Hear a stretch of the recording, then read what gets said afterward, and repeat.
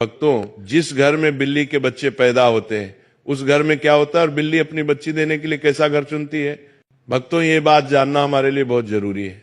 कभी हमारे घर दरिद्रता और परेशानी ना आए और हमेशा सुख समृद्धि और खुशहाली बनी रहे। आपने देखा होगा कि दुनिया के कई कोनों में बिल्ली को लोग अपने घर में पालतू जानवर की तरह रखते हैं। आज हम आपको एक ऐसी बात बताने जा रहे हैं जो शायद आपने पहले कभी गहराई से नहीं सोची होगी। अगर किसी घर में बिल्ली अपने बच्चों को जन्म दे तो उस घर में क्या घटित होता है। आजकल तो कुत्ते और बिल्ली पालना एक फैशन जैसा हो गया है। हर दूसरे तीसरे घर में कोई ना कोई पालतू जानवर आपको मिल ही जाएगा। लेकिन भक्तों, क्या आपने कभी सोचा है कि कुत्ता या बिल्ली पालना सचमुच शुभ है या अशुभ। बिल्लियों के बारे में तो आपने बचपन से लेकर आज तक कई बातें सुनी होंगी, कहानियां, किस्से, और यहां तक कि कुछ ग्रंथों में भी इनके संकेतों का उल्लेख मिलता है। लेकिन आज जो सच्चाई हम जानने वाले हैं वह हर इंसान को सुननी चाहिए, क्योंकि ये हमारे सनातन शास्त्र से जुड़ी हुई है। शास्त्रों में कहा गया है कि इस संसार में शायद ही कोई ऐसा घर हो जहां बिल्ली का आगमन कभी ना हुआ हो। बिल्ली हर उस स्थान पर जाती है जहां मनुष्य रहते हैं। लेकिन भक्तों, क्या आप ये जानते हैं कि अगर आपके घर में बार बार बिल्लियों का आना जाना लगा रहता है तो इसका क्या मतलब होता है।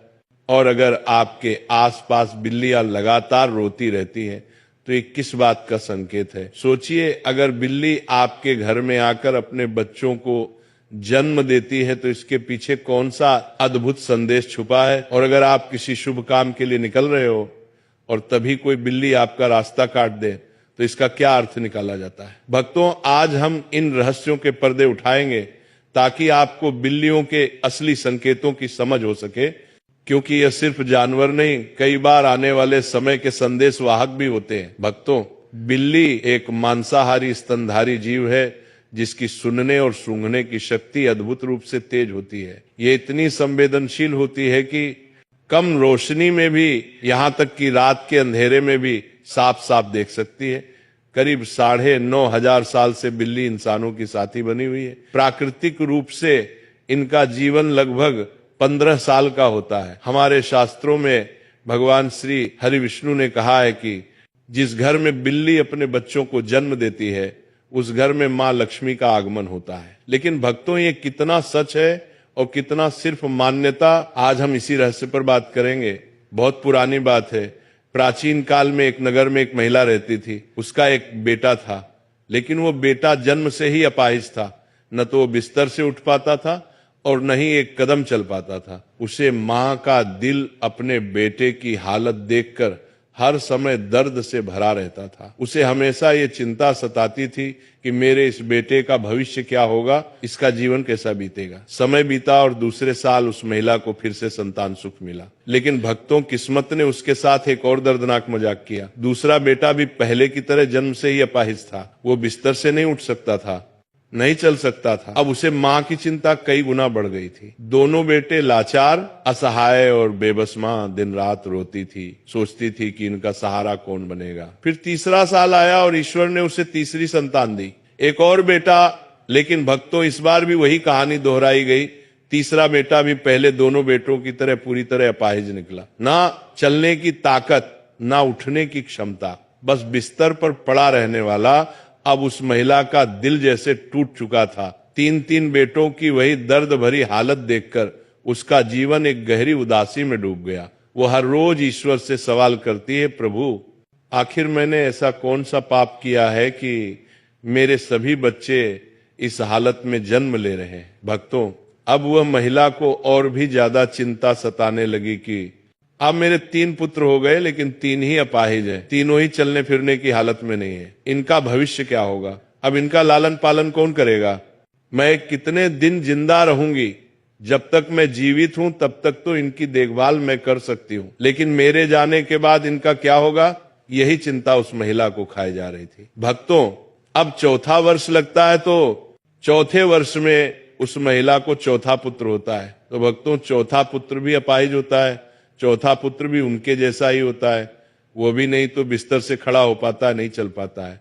भक्तों, अब उस महिला की और भी ज्यादा हालत खराब हो जाती है। अब वो सोचने लगती है कि मेरी कोख से हमेशा अपाहिज पुत्र ही जन्म क्यों लेते हैं। हो सकता है मेरी कोख में कोई खराबी है, मेरी कोख ही खराब है। यही सोचकर वो महिला बड़ी दुखी हो जाती है। अब कुछ दिन बाद 5वां साल लग जाता है और 5वें साल में उसे महिला को 5वां पुत्र होता है। तो 5वां पुत्र भी उन्हीं की तरह होता है जैसे कि पहले 4 पुत्र हुए थे। वह 5वां पुत्र भी ना ही तो अपने बिस्तर से उठ पाता है और ना ही वह चल पाता है। भक्तों, अब वो महिला अपनी पूरी आशा छोड़ देती है। पहले उस महिला को ऐसी आशा थी कि एक पुत्र अपाहिज है तो दूसरा पुत्र ठीक होगा। भक्तों, जब 5वां पुत्र भी उसका अपाहिज पैदा होता है तो अब वह औरत बिल्कुल आशा छोड़ देती है और सोचने लगती है, हो सकता है मेरे नसीब में ये अपाहिज पुत्र ही लिखे हैं या फिर हो सकता है मेरी कोख ही खराब हो। यही सोचकर वो महिला बड़ी दुखी हो जाती है और हमेशा घुट घुट के जीने लगती है। उस महिला को हमेशा ये चिंता सताने लगती है कि मेरे जाने के बाद इन 5 पुत्र का क्या होगा, इनका लालन पालन कौन करेगा। यही चिंता उसे महिला को खाए जा रही थी। घुट घुट के जीती और अपने पुत्र का रो रो के लालन पालन किया करती थी। अब कुछ समय निकलने के बाद उस महिला के घर में एक सफेद बिल्ली आती है और वो बिल्ली उस महिला के घर में रहने लग जाती है। भक्तों, अब कुछ दिन वो बिल्ली उस महिला के घर में रहती है और कुछ दिन बाद वो बिल्ली अपने सुंदर 4 बच्चों को जन्म देती है। जब बिल्ली अपने 4 बच्चों को जन्म देती है तो उस महिला का पहला बच्चा बिल्कुल ठीक हो जाता है। उस महिला का पहला बच्चा अपने बिस्तर से खड़ा भी होने लगता है और अपने पांव पर चलने भी लग जाता है। अब वो महिला बड़ी प्रसन्न होती है और बड़ी खुश हो जाती है और ऊपर वाले का दिल से धन्यवाद करती है। अब महिला उन बिल्ली के बच्चों को अपने पास ही रखा करती और उनका अच्छे से लालन पालन किया करती।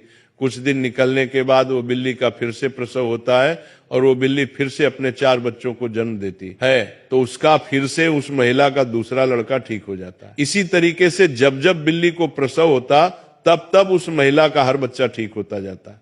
इसी तरीके से उस महिला के सभी बच्चे ठीक हो जाते हैं और भक्तों, उस महिला के घर में अन्न धन की कोई कमी नहीं रहती है। हमारे सनातन शास्त्र में ऐसा कहा जाता है कि जिस घर में बिल्ली अपने बच्चों को जन्म देती है उस घर में ही माँ लक्ष्मी का तीव्र गति से आगमन होता है। उस घर में सुख समृद्धि इतनी आ जाती है कि उस घर में रहने वाले मनुष्य नहीं संभल पाते। जिस घर में बिल्ली अपने बच्चों को जन्म देती है उस घर में सुख समृद्धि खूब आती। लेकिन हमारे सनातन शास्त्र में ऐसा कहा गया है कि बिल्ली को घर में पालना अशुभ माना जाता है। जिस घर में बिल्लियां रोती हैं वो भी बहुत अशुभ होता है। इसलिए बिल्लियों को पालना हमारे सनातन शास्त्र के अनुसार अशुभ माना जाता है। हमारे सनातन शास्त्र में ऐसा कहा जाता है, यदि आप किसी भी शुभ कार्य के लिए प्रस्थान करते हैं और यदि बिल्ली आपका रास्ता काट जाए तो इसको अशुभ माना जाता है। कहा जाता है कि जिस वक्त आप किसी काम के लिए जा रहे हैं और बिल्ली यदि आपके आए आ जाए, आपका रास्ता काट दे तो आपका वो काम नहीं बनता। और ऐसा भी कहा जाता है कि जब बिल्ली आपका का रास्ता काट दे तो आपको नहीं जाना चाहिए। यदि आपके घर में आकर के बिल्ली रोती है तो इसको भी बहुत बड़ा अशुभ संकेत माना जाता है। हमारे सनातन शास्त्र के मुताबिक ऐसा कहा जाता है कि जिस घर में बिल्ली रोती है उस घर में किसी न किसी की अकाल मृत्यु होने का भय होता है। जो लोग अपने शौक के लिए बिल्लियां पालते हैं, बिल्लियों को पालना बड़ा अशुभ संकेत माना जाता है, अशुभ होता है। इसीलिए जो लोग बिल्लियां पालते हैं वह इस प्रवचन को जरूर सुने और आज से वो बिल्लियां पालना बंद करें। जब हम घर में बिल्लियां पालते हैं तो हमारे सनातन शास्त्र में ऐसा लिखा है कि जहां बिल्लियां रहती हैं वहां पर नकारात्मक ऊर्जा आ जाती है। जिस घर में बिल्लियां रहती हैं उस घर में भी नकारात्मक ऊर्जा का प्रभाव हो जाता है। इसीलिए बिल्लियां पालना बहुत अशुभ होता है। यदि आपको आधी रात में बिल्ली दिखाई देती है तो इसको भी बहुत बड़ा अपशगुन माना जाता है।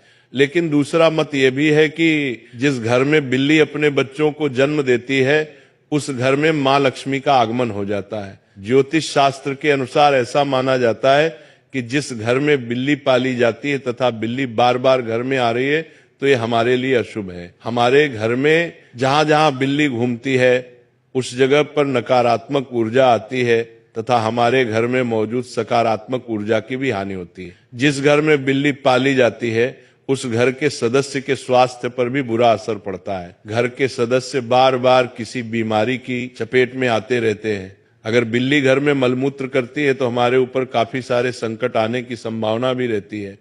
ऐसा भी माना जाता है कि आपके घर की पालतू बिल्ली अगर चढ़क से कहीं पर चली जाए तो समझ लीजिए आने वाले कुछ ही समय में आपके साथ अशुभ घटना होने वाली है। बिल्ली भगवान विष्णु की पत्नी लक्ष्मी की बड़ी बहन अलक्ष्मी की सवारी है। बिल्ली का शुभ संकेत क्या है? अगर आप बिल्ली को उसके बच्चे के साथ देख लेते हैं तो यह शुभ संकेत माना जाता है। इसका मतलब है कि आपकी किसी पुराने या रिश्तेदार से मुलाकात होने वाली है तथा आपको कुछ अच्छी खबर भी मिल सकती है। अगर दीपावली की रात आपके घर बिल्ली आ जाए तो यह शुभ माना जाता है, इससे आपको धन की प्राप्ति हो सकती है। अगर बिल्ली आपके बाएं तरफ से रास्ता काटती हुई दाएं तरफ जाए तो यह शुभ संकेत माना जाता है। अगर किसी की कुंडली में राहु अशुभ है और राहु की वजह से परेशानी आ रही है तो राहु के अशुभ प्रभाव से बचने के लिए घर में बिल्ली पालनी चाहिए, क्योंकि बिल्ली राहु की सवारी मानी जाती है। बिल्ली की छठी इंद्री मनुष्य की छठी इंद्री से कहीं ज्यादा सक्रिय है, जिसके कारण उसे होनी अनहोनी का पूर्वाभास होने लगता है।